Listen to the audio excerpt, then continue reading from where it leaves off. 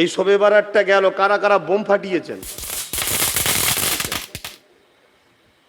কারা কারা কারা কারা সব মোমবাতি কবরের উপরে গোল করে দিয়েছেন? এসব হয় না, হয় না? হ্যাঁ, লাইট লাগাতে হয় বা আলোর জন্য উদ্দেশ্য কোনো জায়গায় বাতি দিলেন, আগে লাইট ছিল না, মোমবাতি দিতাম, তো লাইট হয়ে গেছে, এখন মোমবাতি বাদ দেবেন কেন? লাইট দেন যাতে করে বাপের কবরটা, মায়ের কবরটা বা আল্লাহর অলির কবরটা বা পাড়া প্রতিবেশী একবার কবর জিয়ারত করবে, যাবে একটু মোরদাদের রুহের মাগফিরাতের জন্য আল্লাহর কাছে দোয়া চাইবে, বা নিজেও কবর দেখলে মনে পড়বে আর এখানে শুতে হবে, একটু ভয় লাগবে, সেটা আলাদা কথা। বলো কোথায় যাচ্ছে? যদি খুঁড়িয়ে দিবার দেখানোর নিয়ম থাকতো, লাখে একটা পার হচ্ছে, 9,99,99,999 জনের কবরে আযাব হচ্ছে। যদি বলেন আপনি কি বলছেন, হ্যাঁ, কেন কোরআন মিথ্যা নয় বাপ, কিন্তু তারপরও আমরা যেভাবে জিন্দেগি কাটাচ্ছি যেন মনে হচ্ছে কোনো ব্যাপারই নয়।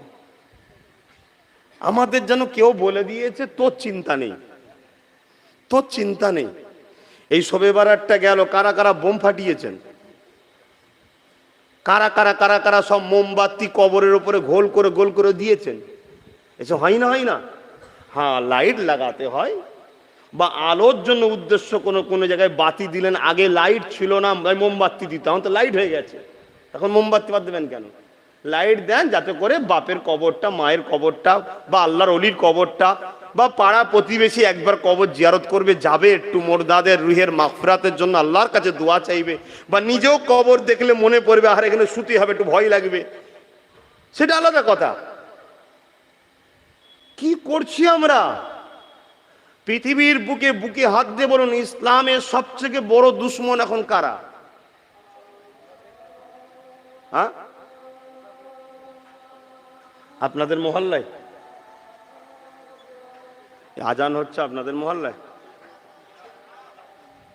আচ্ছা আচ্ছা, পেয়েছি সহজে, কলেমা পেয়েছি সহজে, আমরা জানি না এগুলো পাওয়ার আগে কত পাহাড়কে ওভারটেক করে আসতে হয়েছে, কত তুফানের মোকাবেলা হয়েছে, কত সাগরকে পাড়ি দিতে হয়েছে, কত রকম ফেরাউন, নমরুদ, সাদ্দাদের বিরুদ্ধে লড়াই হয়েছে, কত লক্ষ কুইন্টাল রক্তে আল্লাহর জমিন লাল হয়েছে, নদীর রক্তে নদীর পানি লাল হয়েছে, কত বাচ্চা বাপ মা হারা হয়ে কেঁদেছে। তারপরে যে আমরা ইসলামটা পেয়েছি, এটা ইতিহাস আমরা জানি না আর জানার শখও করি না। তাই আজকে সহজে পেয়েছি বলে আমাদের কারো ভাবনা ছিল না যে একদিন আমাদের মসজিদটা জালিমদের হাতে চলে যাবে, একদিন আমাদের মাদ্রাসাটা ইসলাম বিদ্বেষীদের হাতে চলে যাবে, একদিন আমাদের কবরস্থানটা ইসলাম বিদ্বেষীদের দখলে চলে যাবে। এটা আমরা ভাবিনি, কিন্তু আমি 8 বছর ধরে ভেবেছি, 8 বছর ধরে জাতিকে বুঝাচ্ছি।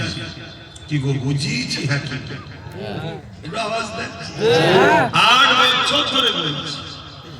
আর এই 8 বছর যদিও বা আমার কথা শুনে কিছু মানুষ যাচ্ছিল, যারা ইসলামের প্রকাশ্য দুশমন, তাদের